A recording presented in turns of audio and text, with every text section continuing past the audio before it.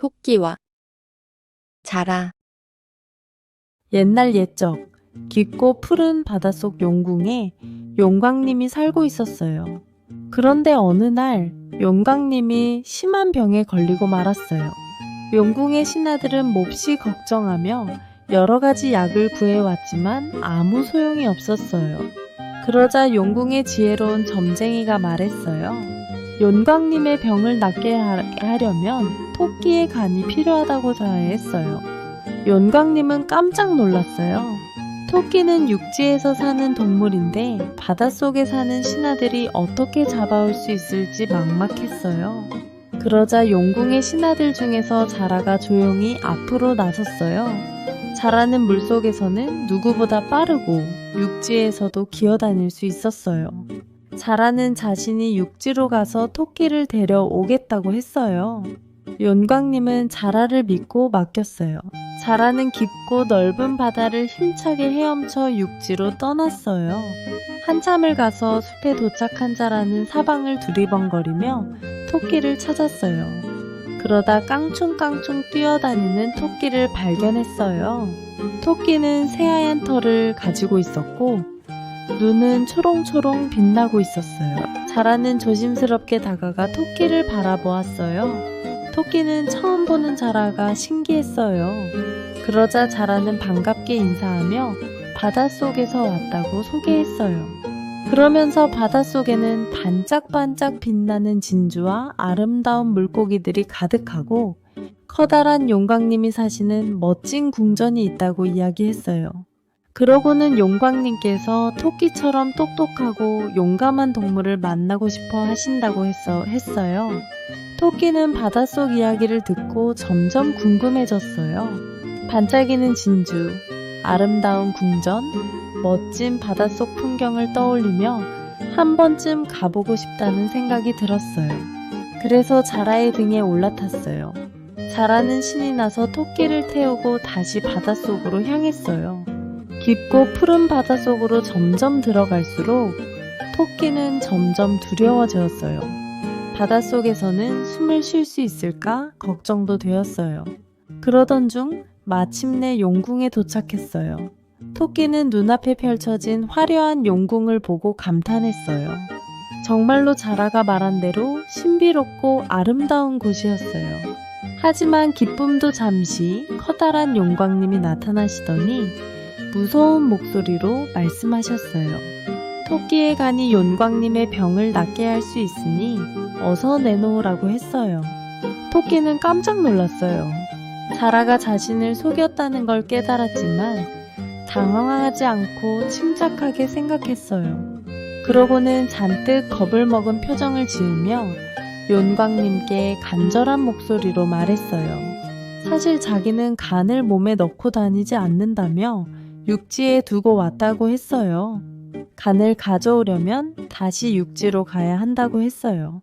용광님과 자라는 깜짝 놀랐어요. 정말 간을 두고 왔을 수도 있겠다고 생각했어요. 무엇보다 중요한 건 용광님의 병을 낫게 하는 것이었으니 일단 토끼를 다시 육지로 보내 간을 가져오도록 해야 했어요. 용광님의 허락을 받은 자라는 다시 토끼를 태우고 바다 위로 올라왔어요. 오랜만에 육지를 본 토끼는 안도하며 숨을 크게 들이마셨어요. 그리고 땅에 닿자마자 자라의 등을 박차고 깡충깡충 멀리 도망쳤어요. 멀어지는 토끼를 보며 자라는 당황해서 소리쳤어요. 하지만 토끼는 웃으며 멀리서 외쳐댔어요.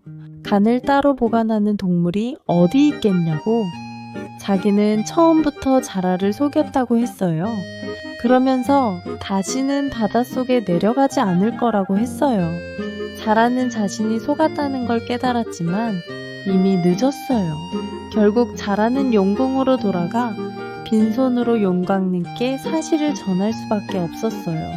이 이야기는 어려운 상황에서도 침착하게 생각하고 지혜롭게 대처하면 위기를 벗어날 수 있다는 교훈을 줘요.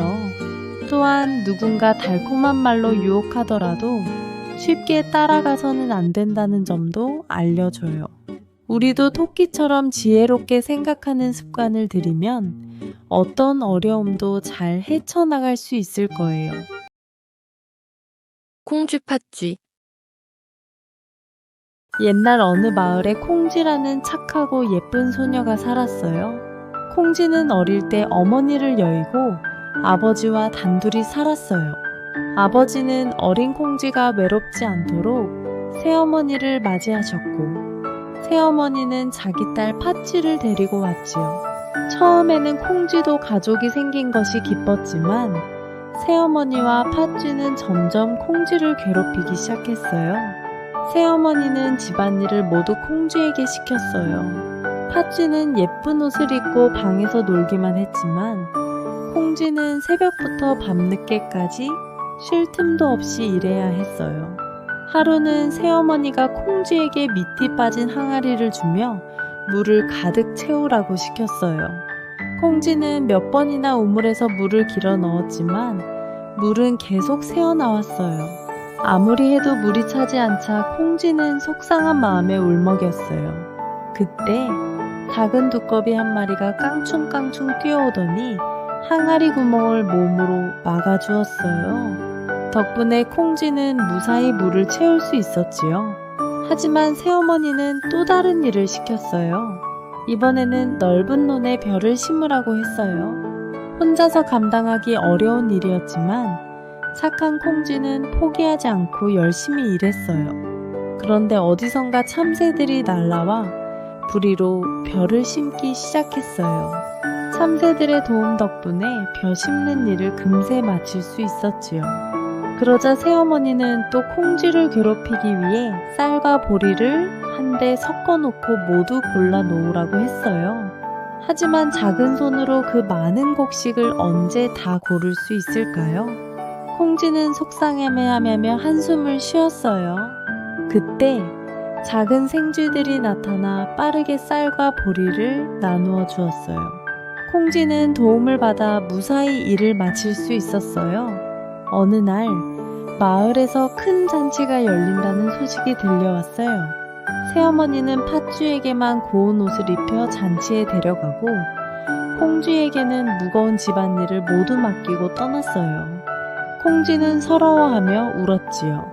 그때 하늘에서 선녀가 내려와 콩쥐 앞에 나타났어요. 선녀는 콩쥐에게 고운 비단옷과 반짝이는 구슬 같은 신발을 주며 잔치에 다녀오라고 했어요. 콩쥐는 기쁜 마음으로 잔치에 갔어요. 잔치에서 콩쥐는 너무나 아름다워 모두의 시선을 받았어요. 하지만 너무 급히 달려오다가 그만 신발 한 짝이 벗겨져 도랑 속으로 빠지고 말았어요. 그 신발을 발견한 사람은 바로 마을 원님이었어요. 원님은 이 신발의 주인을 찾아야겠다 하며 마을 곳곳을 다녔어요. 하지만 아무도 신발이 맞지 않았지요. 그러다 콩쥐가 신어보았는데 신발이 딱 맞았어요. 원님은 착한 콩쥐를 보고 첫눈에 반했어요. 그리고 콩쥐를 부인으로 맞아 행복하게 살았지요. 한편 콩쥐를 괴롭힌 새어머니와 팥쥐는 벌을 받아 다시는 나쁜 짓을 하지 못했어요. 이 이야기는 착한 일을 하면 반드시 좋은 결과가 찾아오고 나쁜 일을 하면 결국 벌을 받게 된다는 것을 알려준답니다. 선녀와 나무꾼. 옛날 깊은 산골에 착하고 성실한 나무꾼이 살고 있었어요. 그는 매일 산에 올라가 나무를 베어 장작을 만들어 팔며 살아가고 있었지요. 나무꾼은 비록 가난했지만 언제나 열심히 일하며 정직하게 살았어요. 어느 날 나무꾼은 깊은 산속에서 맑은 연못을 발견했어요.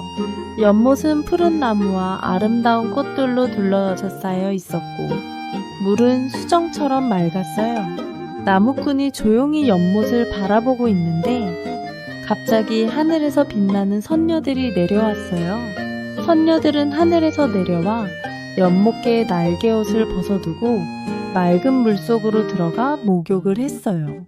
그녀들은 물을 튀기며 장난을 치고 노래를 부르며 즐겁게 시간을 보냈어요. 나무꾼은 숨을 죽이고 그 모습을 바라보다가 문득 옛날 어른들에게 들었던 이야기가 떠올랐어요. 선녀의 날개옷을 숨기면 하늘로 돌아가지 못한대. 나무꾼은 조심스럽게 다가가 선녀들 중 한 명의 날개옷을 살짝 감추었어요. 시간이 지나자 선녀들은 하나둘씩 옷을 입고 하늘로 올라갔어요. 하지만 한 선녀는 날개옷을 찾지 못해 당황하며 연못가를 서성이기 시작했어요. 나무꾼은 선녀에게 다가가 조심스럽게 말을 건넸어요. 이 깊은 산속에서 혼자 계시면 위험해요. 제 집에서 지내며 방법을 찾아보는 게 어떨까요? 선녀는 달리 방법이 없었기에 나무꾼을 따라갔어요. 나무꾼은 선녀를 정성껏 돌보았고 선녀도 점점 나무꾼과 함께하는 삶에 익숙해졌어요. 시간이 흐르면서 둘은 서로 사랑하게 되었고 마침내 부부가 되어 행복한 나날을 보냈어요. 몇 해가 지나 나무꾼과 선녀 사이에는 사랑스러운 아이들도 태어났어요. 선녀는 남편과 아이들을 보살피며 따뜻한 가정을 꾸렸어요. 하지만 그녀의 마음 한편에는 언제나 하늘에 대한 그리움이 남아있었어요. 어느 날 선녀는 우연히 부엌 장독대에서 낯선 보자기를 발견했어요. 호기심에 열어보니 그 안에는 오래전 자신이 잃어버렸던 날가옷이 들어있었어요. 선녀는 순간 깜짝 놀라면서도 모든 것을 깨달았어요. 이제야 알겠어요. 내가 하늘로 돌아가지 못했던 이유가 이것 때문이었구나. 선녀는 아이들을 바라보며 깊은 고민에 빠졌어요. 가족과 함께하는 지금의 삶도 너무나 소중했지만 하늘나라에 계신 부모님과 자매들도 그리웠어요. 오랫동안 고민하던 선녀는 결국 하늘로 돌아가기로 결심했어요. 그날 밤 선녀는 잠든 아이들의 얼굴을 쓰다듬으며 조용히 눈물을 흘렸어요. 그리고 마침내 날개옷을 입고 조용히 집 밖으로 나가 하늘로 날아올랐어요. 다음날 아침 나무꾼은 선녀가 보이지 않는 것을 보고 불안한 마음에 온 마을을 돌아다녔어요. 하지만 그녀의 모습은 어디에서도 찾을 수 없었어요. 그리고 하늘을 올려다보았을 때 그는 모든 것을 깨달았어요. 나무꾼은 깊은 슬픔에 빠졌지만 아이들을 위해 씩씩하게 살아가기로 했어요. 선녀는 떠났지만 언제나 하늘에서 가족을 지켜보고 있었어요. 이 이야기는 사랑과 신뢰의 중요성을 가르쳐줘요. 나무꾼은 선녀를 사랑했지만 그녀의 자유를 빼앗고 비밀을 숨겼기 때문에 결국 이별을 맞이하게 되었어요. 진정한 사랑은 상대를 존중하고 자유를 주는 것이란 것을 알 수 있어요. 또한 거짓이나 속임수로 얻은 행복은 오래가지 못한다는 교훈도 주고 있답니다.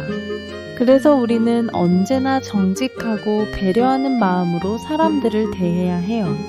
그래야 진정한 행복을 찾을 수 있답니다. 흥부와 놀부.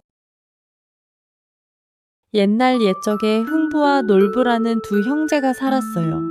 형 놀부는 욕심이 많고 성격이 고약했으며 자신의 이익만을 생각하는 사람이었어요. 반면 동생 흥부는 가난했지만 착하고 따뜻한 마음을 가진 사람이었어요. 부모님이 돌아가신 후 집과 재산은 모두 형 놀부가 차지했어요. 놀부는 동생 흥부에게 아무것도 나누어 주지 않았고 흥부는 아내와 아이들을 데리고 작은 초가집으로 나와 살게 되었어요. 살림은 매우 가난했지만 흥부는 힘들다는 말을 하지 않았고 언제나 성실하게 일을 하며 착하게 살아갔어요. 어느 날 흥부는 마당에서 일을 하다가 다리가 부러진 작은 제비 한 마리를 발견했어요. 그는 제비를 조심스럽게 품에 안아 집으로 데려와 깨끗한 천으로 다친 다리를 감싸주고 며칠 동안 정성껏 치료해 주었어요. 치료를 받으며 제비는 조금씩 건강을 되찾았고 다 나은 후에는 날개를 퍼덕이며 하늘로 날아갔어요. 그로부터 시간이 지나 다음해 봄이 되었을 때 그 제비가 다시 흥분의 집으로 날아왔어요. 제비는 부리에 박씨 하나를 물고 와서 마당에 떨어뜨렸고 날개짓을 하며 떠나갔어요. 흥부는 제비가 남기고 간 박씨를 밭에 심고 정성껏 가꾸었어요.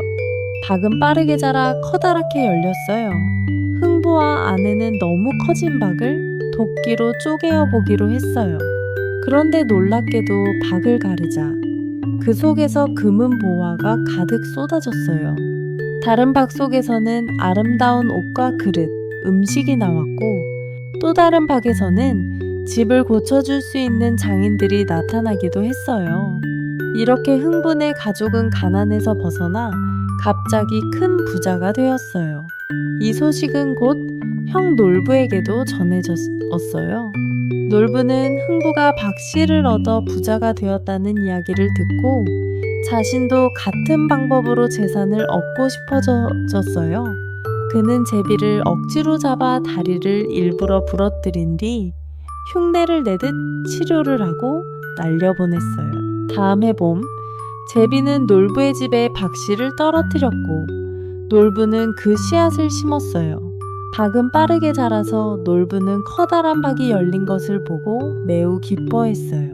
그는 흥부처럼 박을 쪼개기 시작했지만 그 속에서 나온 것은 금은 보화가 아니라 무서운 도깨비들이었어요.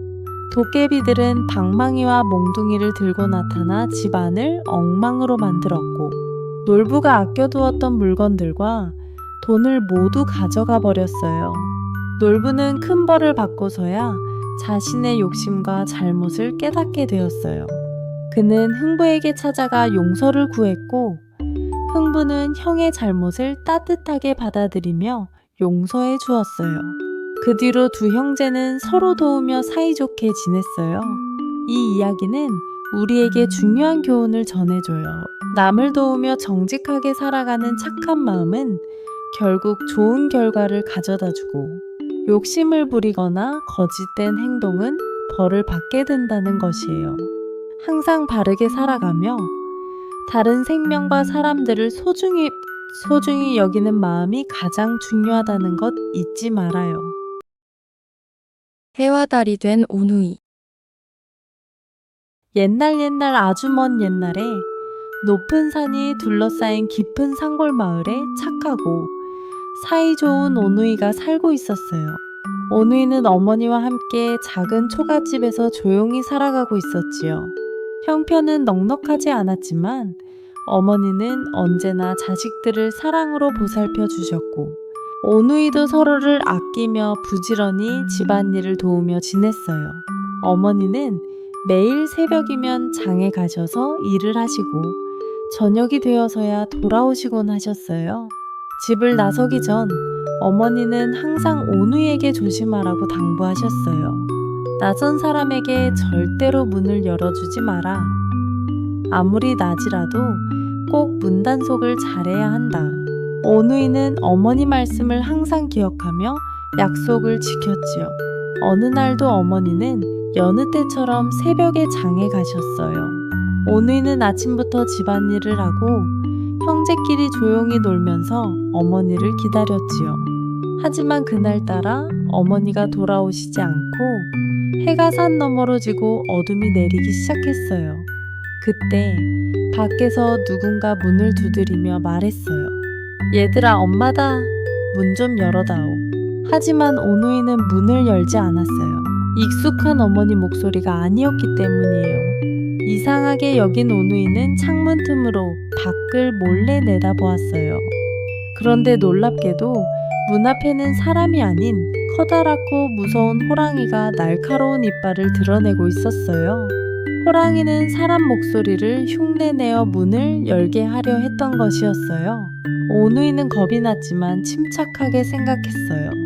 그리고 집 뒤편에 있는 작은 문으로 살금살금 빠져나가 산으로 도망쳤어요.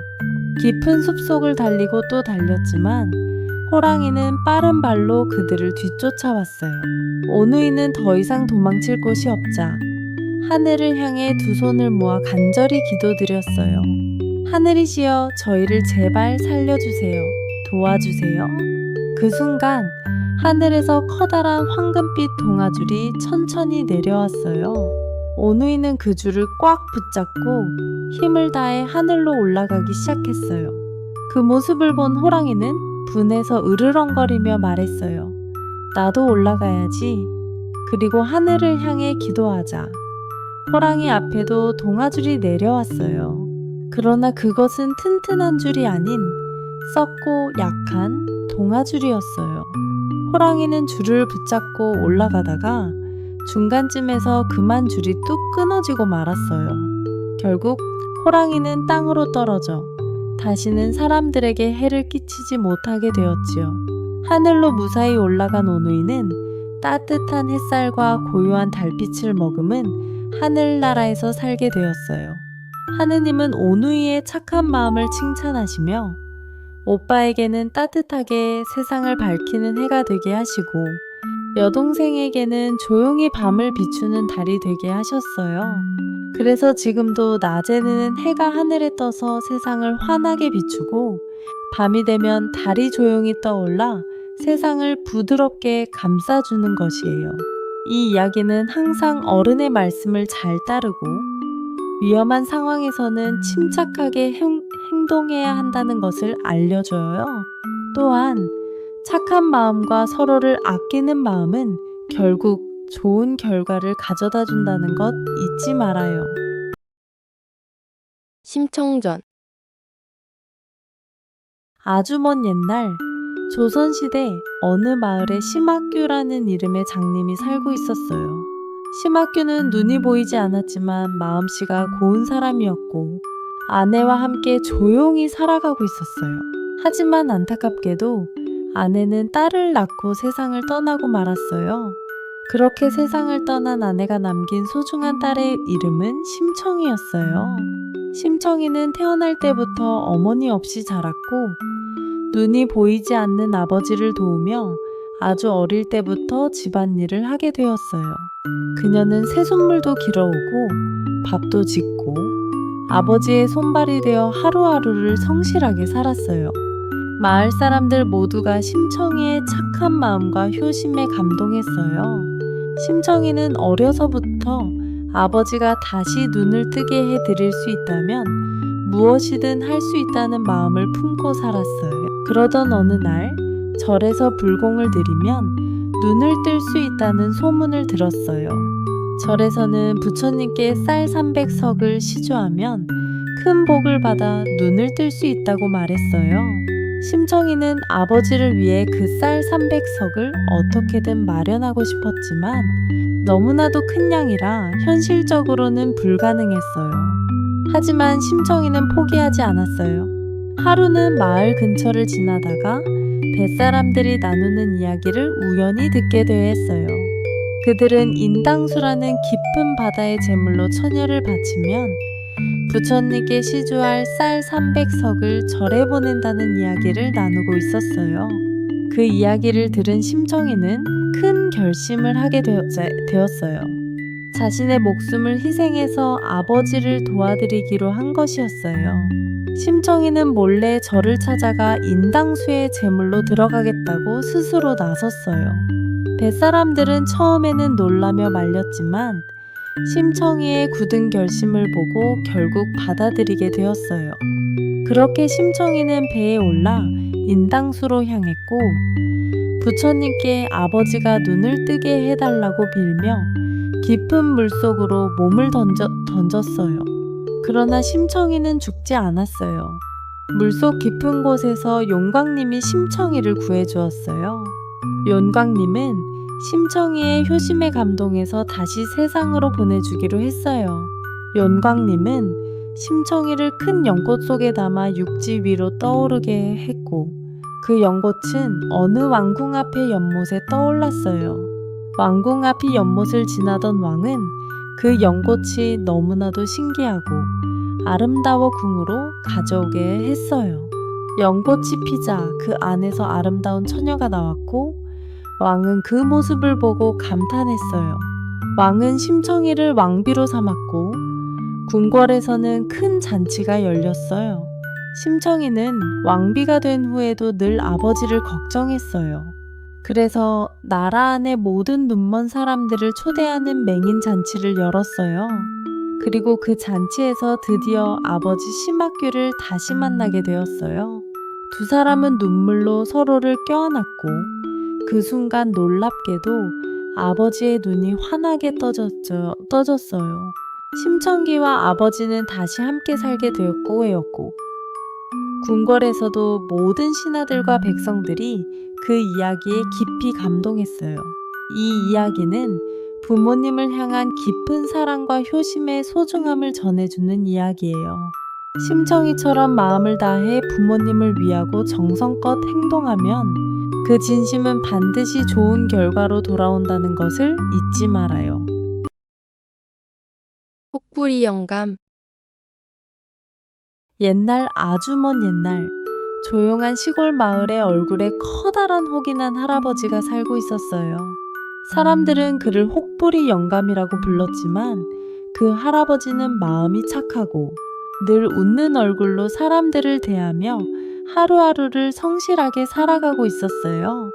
그는 나무를 해오고 밭을 일구며 조용히 살아가는 수수한 농부였어요. 어느 날 혹부리 영감은 숲에 나무하러 갔다가 그만 비를 만나게 되었어요. 비는 점점 거세졌고 할아버지는 우거진 나무 아래에서 잠시 쉬기로 하였어요. 그런데 그만 너무 피곤했던 나머지 그 자리에서 잠이 들고 말았어요. 깊은 밤이 되었을 때 어디선가 북소리와 웃음소리가 들려오기 시작했어요. 눈을 뜬 혹부리 영감은 깜짝 놀랐어요. 요괴들이 불을 피우고 모여서 춤을 추고 노래를 부르며 신나게 잔치를 벌이고 있었어요. 그 소리를 몰래 지켜보던 혹부리 영감은 북소리에 맞춰 덕호소 맞춰 박수를 치며 리듬을 타기 시작했어요. 그리고 점점 신이 나서 몸을 흔들며 춤을 추기 시작했어요. 요괴들은 처음엔 깜짝 놀랐지만 이내 혹부리 영감의 재미있는 춤사위와 익살스러운 표정에 크게 웃으며 박수를 쳤어요. 저 영감 정말 재밌구나. 우리 잔치가 더 즐거워졌네. 하며 기뻐하였어요. 요괴들은 혹부리 영감에게 고마움을 전하며 말했어요. 그대가 우리를 즐겁게 해주었으니 이 혹을 우리에게 맡기게. 다음에 또 즐거운 춤을 추러 오게나. 그리고는 혹을 쏙 떼어가 버렸어요. 그렇게 혹부리 영감은 얼굴에 혹이 사라진 채로 아침이 되자 집으로 돌아왔어요. 마을 사람들은 혹이 없어진 그의 얼굴을 보고 깜짝 놀랐고 모두들 무슨 일이 있었는지 궁금해 하였어요. 혹부리 영감은 있었던 일을 웃으며 이야기해 주었고 사람들은 그의 착한 마음과 재치를 칭찬하였어요. 그 마을에 혹이 있는 또 다른 욕심 많은 영감이 있었어요. 그는 혹부리 영감의 이야기를 듣고 자신도 혹을 떼려고 숲으로 갔어요. 일부러 요괴들이 모일 만한 곳에 가서 기다렸다가 밤이 되자 요괴들 앞에서 춤을 추기 시작했어요. 하지만 그의 춤은 억지스럽고 욕심이 가득한 눈빛이었어요. 요괴들은 기분이 상해 이렇게 말했어요. 이 사람은 우리를 즐겁게 하지 못했네. 게다가 욕심이 많아 보여서 마음에 들지 않네. 그러고는 그의 얼굴에 또 다른 혹을 붙여버렸어요. 결국 그 욕심 많은 영감은 혹이 2개가 되어 집으로 돌아오게 되었고 마을 사람들에게 부끄러운 웃음을 지을 수밖에 없었어요. 이 이야기는 우리에게 욕심을 부리지 말고 진심으로 남을 즐겁게 하며 착하게 살아야 한다는 교훈을 주는 이야기예요. 겉모습보다 마음이 더 중요하다는 것을 잊지 말아야 해요. 당군 이야기. 아주 오래전 이 세상에는 마음을 가지고 말도 할 줄 아는 특별한 동물들이 살고 있었어요. 그 중에서도 곰과 호랑이는 특별한 꿈을 가진 동물들이었어요. 바로 사람이 되어 사람들처럼 생각하고 말하고 살아가고 싶다는 꿈이었어요. 곰과 호랑이는 하늘에서 내려온 신령한 분이 인간 세상을 돕고 있다는 이야기를 들었어요. 그분은 환웅이라는 분이었고 하늘의 뜻을 따라 인간 세상을 더 나은 곳으로 만들고 계셨어요. 환웅님은 곰과 호랑이의 간절한 바람을 들으시고 그들에게 시험을 내리셨어요. 좋으셨어요. 마늘과 쑥을 주시며 100일 동안 햇빛을 보지 않고 동굴 속에서 이것만 먹으며 지낸다면 사람이 될 수 있다고 알려주셨어요. 곰과 호랑이는 사람처럼 살고 싶은 마음으로 동굴 속으로 들어갔어요. 처음에는 마늘과 쑥을 먹으며 참고 지냈어요.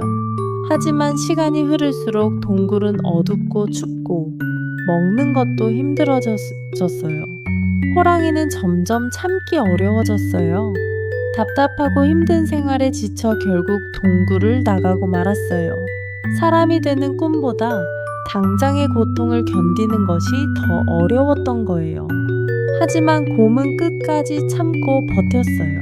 하루하루가 길고 외로웠지만 마음속에 품은 간절한 꿈을 놓지 않았어요. 곰은 자신과의 약속을 지키며 꿋꿋하게 견뎌냈어요. 그리고 21번째 날이 되었을 때 놀라운 일이 일어났어요. 곰의 모습은 점점 변하기 시작했고 따뜻한 빛 속에서 곰은 아름다운 여인으로 다시 태어났어요.